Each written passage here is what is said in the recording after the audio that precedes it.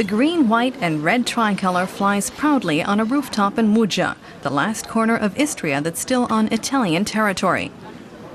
The legacy of the old Venetian Republic's rule over the entire peninsula is symbolized by the winged lion of St. Mark.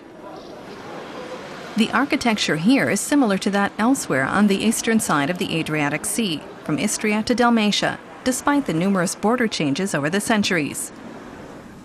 Across the bay is Trieste, today one of Italy's busiest transshipment ports.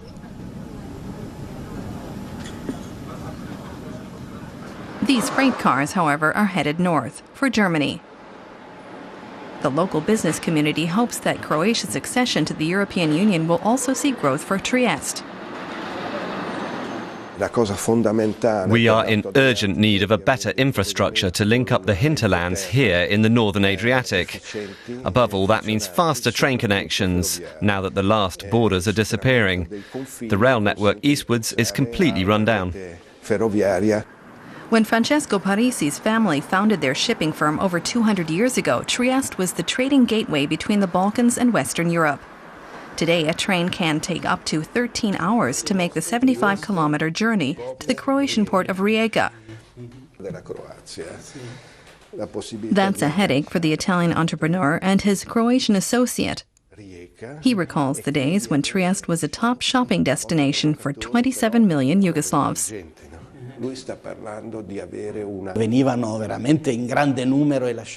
They came in masses. An easy business for Trieste. For the Yugoslavs, it was like a dream. Enjoying the freedom and being able to buy a pair of jeans or just drink a cup of coffee on the piazza. Those days are long gone.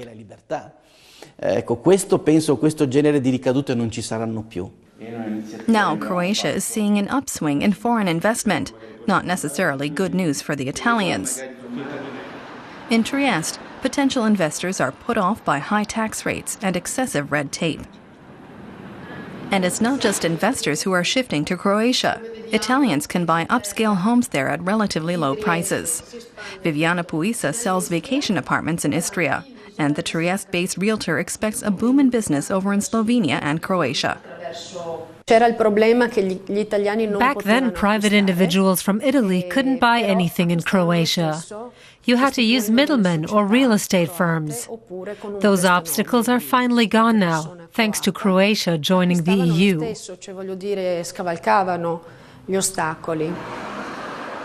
The Trieste region has a history as a melting pot. Italians, Croats, and Slovenes lived together here as friends. That peaceful coexistence was shattered in the Second World War, when Hitler and Mussolini invaded and occupied Yugoslavia.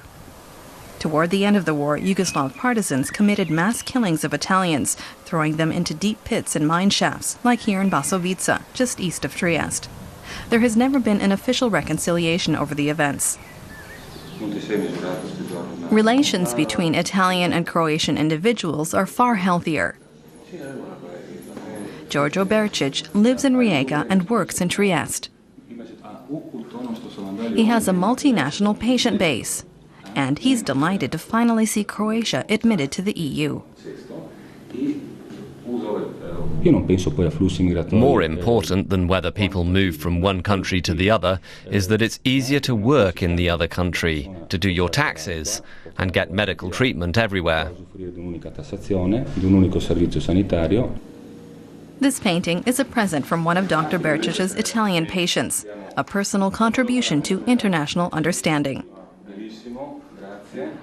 July 1st looks set to be a historic day for both Trieste and Istria, as the region grows a little closer together and closer to Western Europe.